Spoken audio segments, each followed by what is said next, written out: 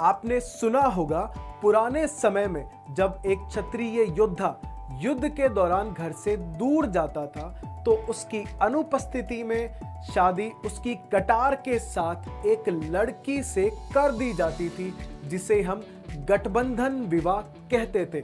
हालांकि उस समय के समाज में ऐसे विवाह प्रचलन में थे और पूरी तरीके से वैध भी माने गए। लेकिन आज के भारत में ऐसा ही एक रोचक मामला सामने आया है भारत के तमिलनाडु राज्य में।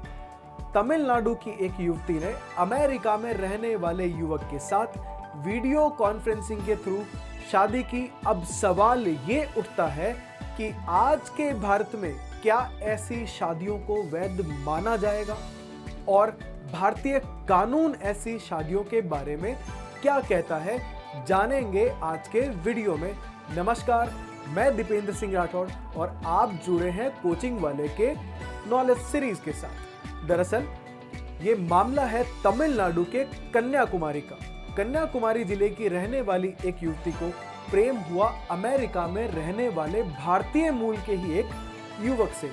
दोनों ने शादी का फैसला किया और युवक अमेरिका से भारत आया। भारत के स्पेशल मैरिज एक्ट 1954 के तहत दोनों ने सब रजिस्ट्रार ऑफिस में एक जॉइंट एप्लीकेशन दाखिल किया। एप्लीकेशन दाखिल करने के बाद आपको 30 दिन का अनिवार्य पीरियड चुनना होता है, ताकि अगर किसी को आपत्ति हो तो वो उस पीरियड के दौरान आपत्ति दर्ज करवा सकता है।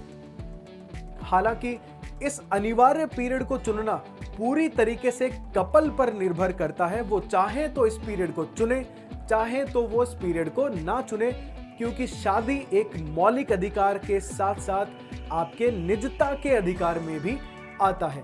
हालांकि कपल द्वारा अनिवार्य पीरियड को चुना गया और इस पीरियड में कुछ आपत्तियां दर्ज भी की गई, लेकिन रजिस्ट्रार ऑफिसर द्वारा इन आपत्तियों को खारिज कर दिया गया।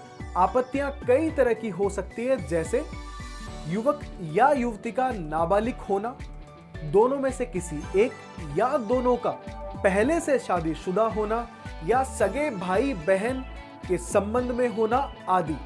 हालांकि 30 दिन के टाइम पीरियड के बाद दोनों रजिस्ट्रार ऑफिस पहुंचे, लेकिन उस दिन किसी कारण से इनकी शादी नहीं करवाई जा सकी और अगले ही दिन वीजा जरूरतों के कारण युवक को वापस अमेरिका लौटना पड़ गया।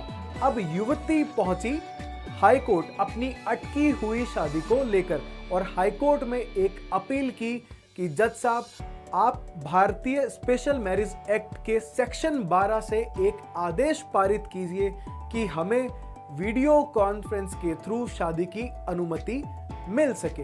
भारतीय स्पेशल मैरिज एक्ट 1954 का सेक्शन 12(2) ये कहता है कि दोनों पक्ष जिस माध्यम से चाहे उस माध्यम से शादी करवाई जा सकती है। हालांकि इसमें कुछ शर्तें हैं। दोनों पक्ष के लोगों को 3 गवाह रखने होंगे और शादी को माना जाएगा तभी जब ये रजिस्ट्रार ऑफिस के सामने दोनों पक्षों द्वारा पूरी तरीके से समझ आने वाली भाषा में कबूल की जाए, तो ऐसी शादियों को भारत में वैध माना जाएगा। इसी के साथ साथ मद्रास हाईकोर्ट के जज द्वारा कुछ उदाहरण भी पेश किए गए। उन्हीं में से एक उदाहरण था सिंगापुर का। उन्होंने सिंगापुर को कोट करते हुए कहा कि कोरोना के महामारी पीरियड में सिंगापुर ने ऑनलाइन शादियों को मान्यता दी और तो और पाकिस्तान में रहने वाले हनफी समुदाय के मुस्लिम, जो कि खुद को सुन्नी समुदाय से जोड़ते हैं, उनमें भी ऑनलाइन शादी को पूरी तरीके से जायज माना जाता है। हालांकि दोनों पक्ष की गवाही उसमें भी अनिवार्य है। तो भारत में होने वाली ऐसी शादियों के बारे में आपकी क्या राय है, हमारे साथ जरूर साझा कीजिए। जल्दी ही मिलेंगे नॉलेज सीरीज में अगले वीडियो के साथ। तब तक के लिए धन्यवाद।